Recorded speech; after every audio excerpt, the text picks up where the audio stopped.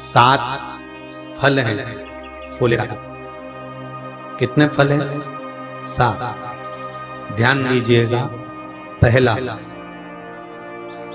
फुलेरा जो नारी व्रत करती आती है और व्रत कर्म उसका चलता रहता है, उस व्रत कर्म के अंतर्गत मान लो किसी कारणवश बीमारी में, कोई गमी के अंतर, कोई सूतक सावड़ के अंतर्गत अगर नारी पूजन नहीं कर पाती है, पूजन नहीं कर पाई और उसने केवल फुलेरे का दर्शन ही कर लिया, अपने पलंग पर पड़ी पड़ी हुई फुलेरे का दर्शन कर लिया है, तो नारी को हरतालिका तीज के व्रत का फल प्राप्त हो जाएगा। 7 फल हैं भगवान शंकर के हरतालिका तीज के फुलेरे का। पहला फल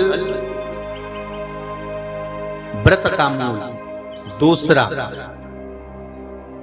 यदि कोई नारी आई और उसके संतान नहीं, 10 साल, 8 साल, 5 साल, 6 साल, 7 साल, 12 साल, 15 साल हो गए, उस फुलेरे का मात्र स्मरण कर कर एक पुष्प भी उसने अगर हल्दी कुंकू का लगाकर उस फुलेरे का टच कर कर भगवान शिव के पावन चरणों में रख दिया है और विनती कर कर गई है, तो अगला फुलेरा वो खुद बनवाती है, उसकी गोदी में संतान आ ही जाएगा। अगला फुलेरा वो खुद बनवाएगी, के जाएगी, जीजी अगली बार फुलेरा मेरी तरफ से बनवा देना, मंदिर में फुलेरा मेरी तरफ से लगवाना, अगली बार जब तुम पूजन करो तो फुलेरा मेरी तरफ से बनवाना। ये फुलेरे का मान। तीसरा,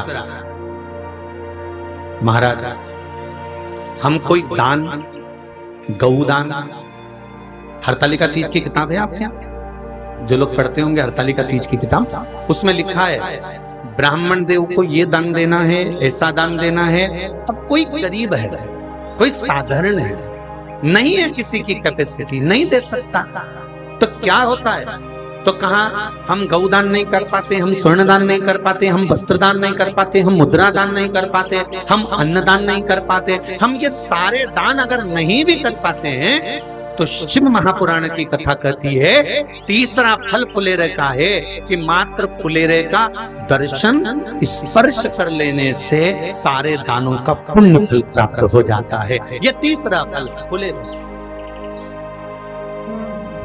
अब हरतालिका तीज का फुलेरे का चौथा महत्व है महाराज।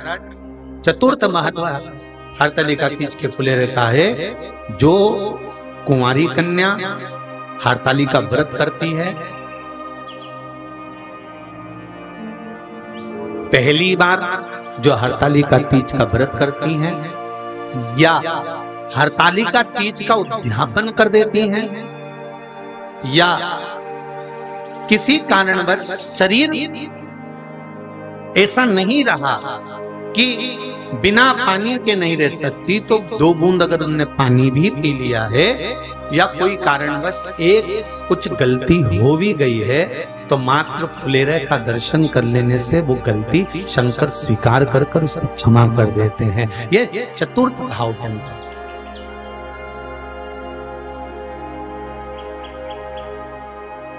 फुलेरे का अगला वर्णन करा गया